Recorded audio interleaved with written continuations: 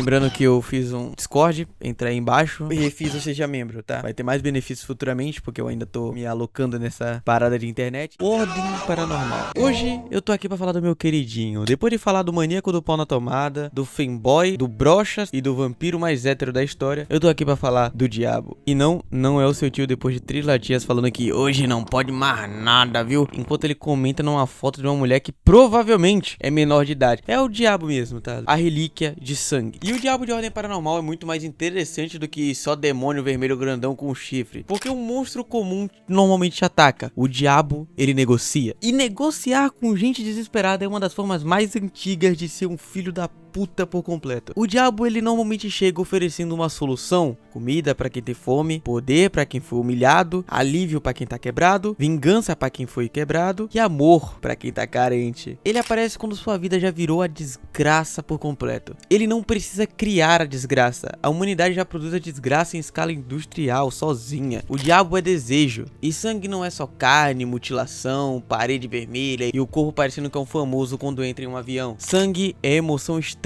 e dor, fome, prazer, raiva, paixão e obsessão. É quando a pessoa sente tanto que para de pensar. E o diabo é isso no seu limite. Ele não representa somente violência, ele representa desejo. E desejo é uma merda muito perigosa. Porque violência, você conhece. Um monstro de carne com 15 braços correndo na sua direção é um problema claro. Você pensa, porra, aquilo ali quer me matar. Agora desejo é diferente. Desejo chega a ser bonito, chega com promessa, chega com cara de uma oportunidade, de uma chave de virada na vida. Chega falando exatamente aquilo que você queria ouvir. Ele fala, eu posso resolver pra você. E essa é, às vezes, a frase mais perigosa do mundo. Porque é assim que político ganha voto, é assim que coach vende curso, é assim que criminoso vira empresário, é assim que você compra uma ilha e faz um porra de um bacanal com criança, e é assim que o diabo trabalha. Ele pega a parte mais fraca de alguém e transforma em contrato, o pacto. O mais assustador no pacto com o diabo é que ele pode sim funcionar. E esse é o problema. Ele não é um golpista barato que promete iPhone e entrega um tijolo na caixa quando você compra pelo AliExpress. Não. Ele entrega o iPhone. Só que o carregador é feito de nervo, a bateria funciona com trauma e toda vez que você desbloqueia ele, você vê a foto de um feto vivo. Nossa, mas é tão ruim. E por que alguém aceitaria com esses tantos de poréns? Essa pergunta é geralmente feita por gente que nunca esteve realmente quebrada. É muito fácil falar, eu jamais aceitaria esse pacto. Sentado em casa, com internet, comida. Agora coloca essa pessoa no pior dia da vida dela. Seu familiar morre num acidente de helicóptero aleatório. Seu filho morre de uma doença que você nem sabia que ele tinha, mesmo você mandando ele pro médico. E aí começa a vir os sentimentos do sangue quando você tá no fundo do poço. Eu gosto de comparar com a situação do Griffith. Não defendendo o Griffith, pelo amor de Deus. Muita gente fala, nossa, o Griffith é o maior filho da puta da história. De fato ele é. Agora para e pensa, você era um cara tão glorioso, você tava tão bem de vida, tava tudo dando certo pra conseguir o seu sonho. Só que por culpa de um erro, por culpa de um descontrole, você perde literalmente tudo. Você nunca mais vai voltar a lutar, você nunca mais vai voltar a falar, você não consegue nem andar sozinho direito. E aí chega a oportunidade de solução para esse seu problema. Você não só vai voltar a ser como era antes, você vai ser maior que antes. E caso isso tenha ficado ainda muito, nossa, você extrapolou muito a comparação, cara, tem gente que vende voto por saco de cimento e cesta básica. Tu acha mesmo que ninguém venderia a alma por um milagre? Ele entende que o ser humano não vai cair só por maldade. E os transtornados são uma das melhores provas de como o diabo age no mundo.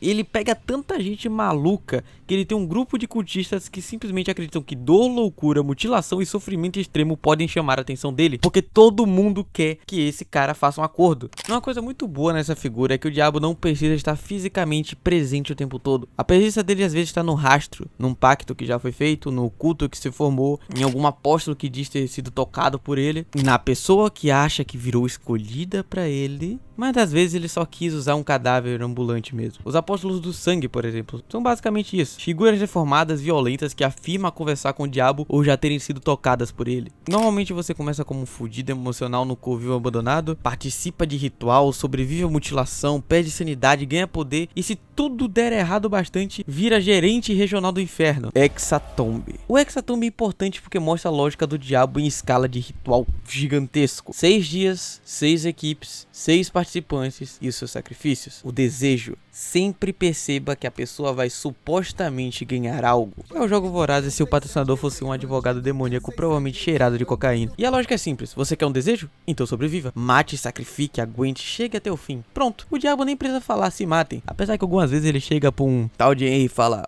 Mata ele. Ele só precisa colocar um prêmio no final. Porque todo mundo ali tem motivo. Todo mundo quer algo. Ou às vezes, o diabo faz ela achar que precisa disso. E o Hexatomb é isso. Existe um desejo. Só que o desejo pode ser interpretado da forma mais cínica e repulsiva possível. E isso é maravilhoso. Você passa 6 dias matando, fugindo, sangrando, traindo, vendo gente morrer, perdendo o resto da sanidade que ainda finge ter. E no final o universo fala, parabéns!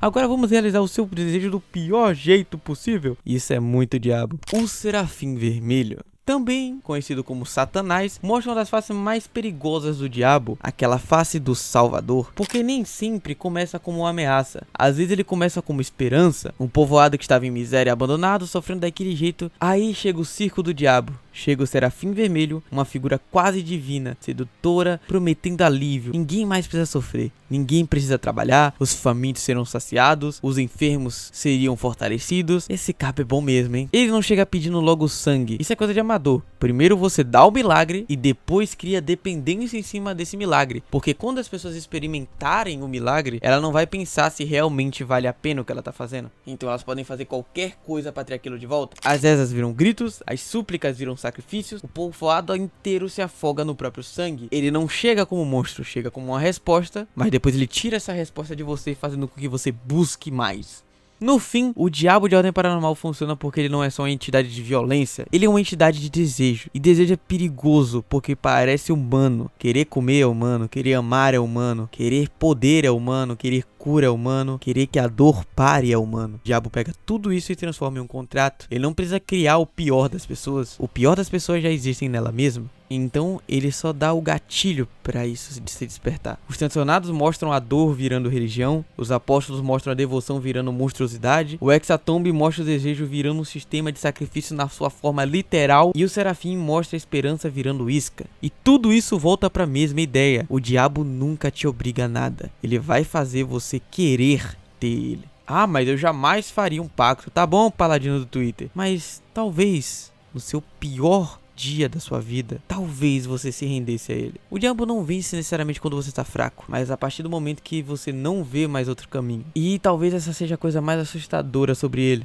porque o diabo não mente dizendo que pode realizar seu desejo. Ele pode? Só não disse que o desejo realizado era a forma mais bonita da condenação de sua alma ao decorrer do tempo. Esse foi o vídeo, espero que vocês tenham curtido. Se curtiu, dá like e valeu, tamo junto.